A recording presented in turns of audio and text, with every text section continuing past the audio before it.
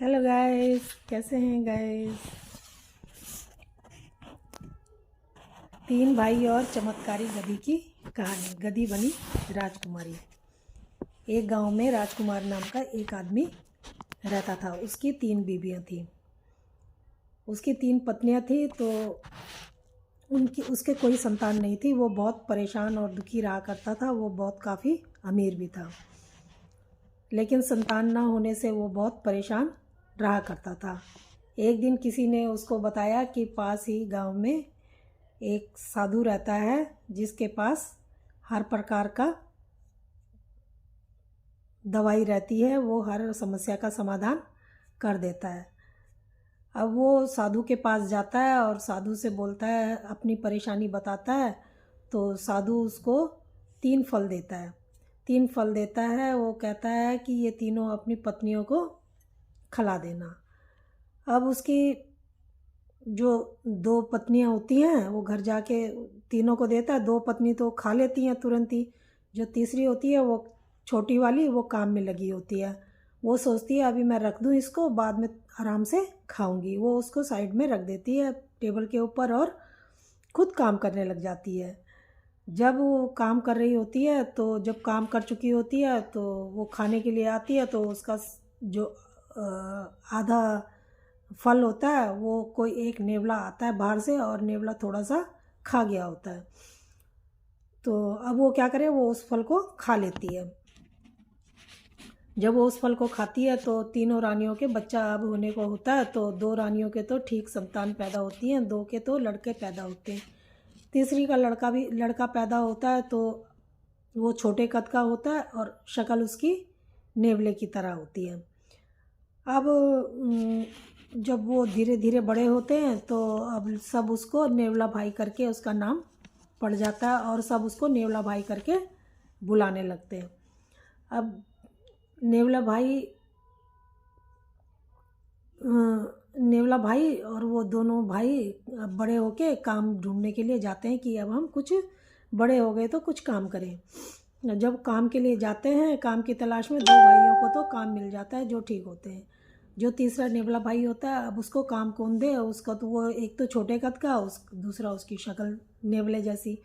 तो उसको कोई काम नहीं देता। उसको बहुत मुश्किल हो रही थी। एक जगह उसको काम मिलता है। तो काम क्या मिलता है कि एक सेठ होता है, उसका एक बेटा होता है। उसकी पत्नी की मृत्यु हो गई होती है। तो उसको देखभाल करने के लिए बच्चे को रख लेता है, और कहता है तू सारे दिन भर बच्चे की देख रेख करना, क्योंकि मैं काम पर जाऊंगा तो इसकी देखभाल करने के लिए कोई नहीं है। तो वो कहता है कि सेठ जी, मेरे को जैसा भी है रख लो, और मेरे को कुछ पैसा नहीं चाहिए। तो सेठ कहता है इससे अच्छा और क्या चाहिए, पैसा नहीं चाहिए तो वो रख लेता है उसको। तो जब अब काफ़ी टाइम हो जाता है, अब तीनों भाई सोचते हैं कि अब घर चला जाए, अपने घर जाया जाए और अपने घर में पैसा दिया जाए, अपने घर में अब रहा जाए। काफ़ी टाइम हो गया होता है बाहर निकले हुए उनको। तो अब वो घर जाते हैं, तीनों भाई रास्ते में मिलते हैं। तो जो नेवला भाई होता है, वो गधी ले, वो क्या कहता है, सेठ कहता है, जब उस तीनों भाई जाते हैं, दोनों भाई उधर से जाते हैं, नेवला भाई इधर से जाता है। जब नेवला जाने लगा, तो वो कहता है, सेठ कहता है कि मैं तेरे से बहुत खुश हूँ, तूने मेरे बच्चे की बहुत अच्छे से परवरिश की है, देखभाल की है, तो तुझे क्या चाहिए। तो वो क्या होता है कि वो जो एक गधी होती है, गधी, तो गधी जो है, वो एक कोने में बंदी सेठ बांध के रखता था। उसको खाना भी नहीं देता था। वो मरियल सी गधी थी। तो ये जब सेठ चला जाता था, तो उसको भूसे में मिला के, सेठ के जो अंदर सोना, वो मोहरे रखी हुई थी सेठ ने, वो उसमें मिला मिला के मोहरे भूसे में उसको, गधी को खिलाए जा रहा था। अब सारे मोहरे उसने गधी के पेट में डाल दी थी इस तरीके से। जब वो जाने लगता है, तो सेठ को कहता है कि मुझे कुछ नहीं, गधी गधी दे दो ये। सेठ कहता है ये तो मरियल गधी है, इसको लेके क्या करेगा, कुछ और मांग। वो कहता है नहीं सेठ जी, मुझे तो यही चाहिए। तो सेठ कहता है ठीक है, तेरी मर्जी। तो वो उसको, सेठ उसको गधी दे देता है। अब वो गधी लेके अपने चल पड़ता है। रास्ते में सब दोनों भाई तो खूब उसका मजाक उड़ाते हैं, हंसी उड़ाते हैं, और कहते हैं गधी ले आया और अब इसका क्या करेगा, हम तो देख कितने पैसे लेके आए हैं। और वो खूब उसका मजाक उड़ाते हैं और हंसते हैं। वो कहता है, वो मनी मन सोचता है तुम हंस लो, मजाक उड़ा लो, कोई बात नहीं। तो अब वो जाता, घर जाते हैं, घर पहुंचते हैं तो वो अपनी माँ जो होती है उनको दोनों भाई तो धन देते हैं जो कमा के लाए होते हैं। और ये अपनी माँ को कहता है कि एक जगह लीप के, अच्छे से गोबर से लीप लाप के, और वहाँ पर गधी को अच्छे सा साफ जगह पर उसको खड़ा कर देता है, बांध देता है और उसकी खूब सेवा करता है। माँ को कहता है कि मैं इसकी खूब सेवा करूँगा और देखना ये इन लोगों को मजाक उड़ाने दो। तो अब उसकी खूब सेवा करता है। एक दिन उसकी माँ कहती है कि खाने को कुछ नहीं है, अब क्या करें। वो कहता है माँ तू चिंता मत कर। वो एक डंडा लाता है मोटा सा और गधी को मारता है, तो गधी जो है लीद करने की बजाय सोने की मोहरें लीद के बदले निकालने लगती है। अब वो मोहरें निकलती हैं तो परात रख देता है वो पहले ही नीचे, ताकि जो भी आएगा इसमें आएगा। अब वो परात भर जाती है। फिर ऐसे ही 2-3 दिन तक वो खूब, 2-4 दिन तक खूब मोहरें उससे इकट्ठी गधी से कर लेता है। जब गांव वाले भी देखते हैं और वो जो उनके भाई जो उनके उसके साथ पैसा कमा के लाए होते हैं वो भी देखते हैं, वो कहते हैं वाह इसकी तो बड़ी अच्छी गधी लेके आ गया भाई। हम तो इसका मजाक उड़ा रहे थे, तो अब ये तो सेठ हो गया।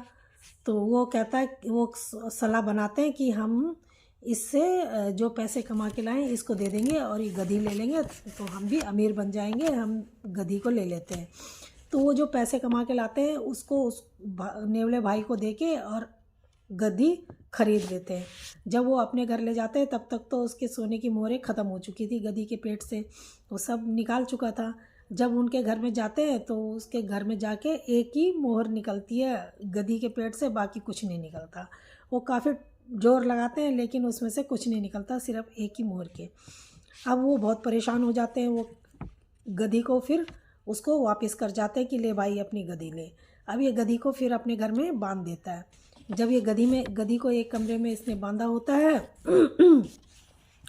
अब इसने बांधा होता है तो अब दोनों भाइयों की तो उनकी शादी हो जाती है जो ठीक होते हैं, और जो ये नेवला भाई होता है इसकी शादी कैसे हो। अब नेवला सोच में पड़ जाता है मेरे तो दोनों भाइयों की शादी हो गई है और उनकी तो घर में काम करने के लिए उनकी पत्नी आ गई है, उनकी माँ आराम कर रही है और मेरी माँ बूढ़ी भी हो गई है और मेरी माँ बीमार भी रहती है। अब घर का काम कैसे होगा, मेरी माँ कैसे करेगी, अब मेरी शादी तो होगी ही नहीं। अब नेवला भाई जब सोच में पड़ जाता है तो क्या होता है कि उसकी माँ कहती है बेटा कोई बात नहीं, जैसा भी है तू, जैसा भी बन पाता है तेरे से, तू अब खाना तो है, कोशिश कर कैसे बनाता है। देखो वो बनाता है, जला जलू के बनाता है और खा भी नहीं पाते वो माँ बेटा, ऐसे ही भूखे सो जाते हैं। रात को गधी आती है और उनके घर के आंगन में आती है अपने कमरे से निकल के। वहाँ पर गधी जब आती है एकदम से तेज प्रकाश होता है और गधी से परी बन जाती है। जब वो परी बन जाती है फिर वो अपनी छड़ी घुमाती है, सारा घर का साफ सफाई कर देती है छड़ी घुमा के, और छड़ी घुमाती है, खाना तरह तरह के व्यंजन तैयार कर देती है और सब ढक ढुक के फिर कपड़े उनके सब धो धा के रख रुक के तुरंत ही धुल जाते हैं, तुरंत ही रख देती है, तुरंत ही सब काम कर कुरा के वो फिर सुबह होने से पहले अपनी जगह पर चली जाती है और अपने खूंटे पे जहाँ पे उसको बांधा हुआ था वहाँ जाके बन जाती है। 2-3 दिन तक ऐसे चलता है। वो बड़ा हैरान होता है, अपनी माँ को भोजन कराता है, कहता है माँ ये क्या हो रहा है, पता नहीं चमत्कार, रात को ये पता नहीं कौन कर जाता है सारा हमारा। तो उसकी माँ भी कहती है देख बेटा कोई तो होगा, कौन है ऐसा। तो अब एक रात को वो सोता नहीं है, कहता आज मैं माँ सोऊंगा नहीं और देखता हूँ कि ये रात को कौन करके जाता है। उसकी माँ भी कहती है कि ठीक है। अब वो रात को सोता नहीं है, खिड़की के पास एक छेद से देखता रहता है, खिड़की के वहाँ से देखता रहता है। गधी आती है, वहाँ पर उजाला होता है तेज और उसको कुछ दिखाई नहीं देता। जब उसकी आँख खुलती है देखता है वहाँ पर परी है और परी अपनी छड़ी घुमा रही है और छड़ी घुमाती है, सारा खाना बन जा रहा है, छड़ी घुमा रही है, सफाई हो जा रहा है, छड़ी बन रही है, घुमा रही है, सारा काम छड़ी से परी कर दे रही थी। अब ये कहता है अब इससे मैं बात करूँगा ये कैसे हो रहा है।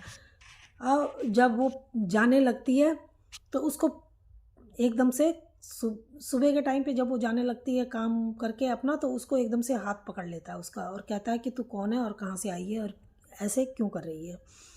फिर वो उसको बताती है कि मैं एक मुनि ने मुझे श्राप दिया था, श्राप के कारण मैं गधी बन गई थी और गधी बन के ऐसे ऐसे मेरे साथ हुआ और मुझे श्राप मिला है कि कोई भला आदमी अगर जो सर्वगुण संपन्न होगा वो अगर तुझे मिलेगा तो तू फिर परी बन सकती है। पर उसके लिए भी एक शर्त है कि एक हमारे मेरा नाम नीलम परी है, हमारे परिलोक में एक राक्षस रहता है कम्बोक नाम का, तो उसको मारना पड़ेगा मुझे, तब जाके मैं परी बन सकती हूँ। तो वो कहता है ठीक है, मैं इसमें तेरी मदद करूँगा।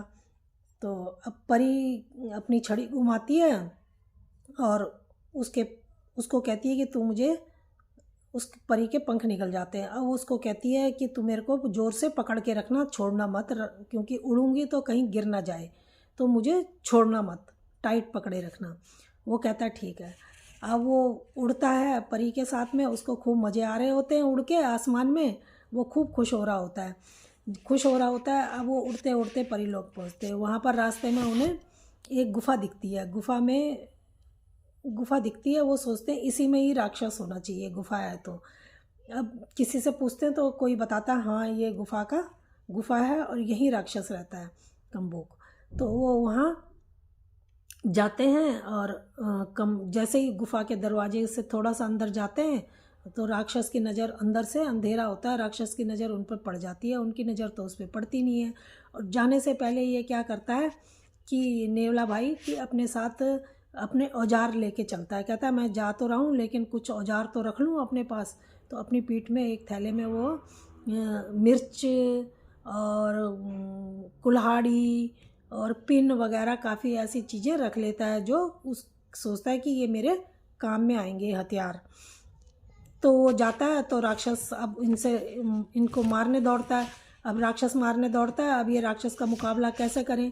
ये राक्षस के आँख में पहले तो लड़ता है तो राक्षस उठा के इनको पटक देता है इसको। अब ये पटक देता है तो ये क्या करे, ये जो है उठता है और चकमा दे के उसको राक्षस को उसके पीछे से जाके उसकी आंखों में मिर्च डाल देता है। मिर्च डालने से उसकी आंखों से उसे दिखाई नहीं देता राक्षस को और राक्षस अंधा हो जाता है। जब उसको दिखाई नहीं देता तो वो कुल्हाड़ी से राक्षस पे वार करता है। राक्षस का पैर उस पर कुल्हाड़ी पे पड़ता है, लगती तो उसको नहीं है, गिर जाती है उसके हाथ से कुल्हाड़ी, नेवला भाई के हाथ से, और राक्षस का पैर उसमें पड़ता है और उसका पैर कट जाता है। उसके पैर में काफ़ी दर्द होती है और वो वहाँ से उठ नहीं पाता है। तो नेवला भाई उसके ऊपर चढ़ जाता है और उसके सिर पे वार करता है, जिससे वो उसके सिर पे वार करता है। फिर उसके काफ़ी दर्द होता है और वो उससे कहता है कि तुम मुझे छोड़ दो।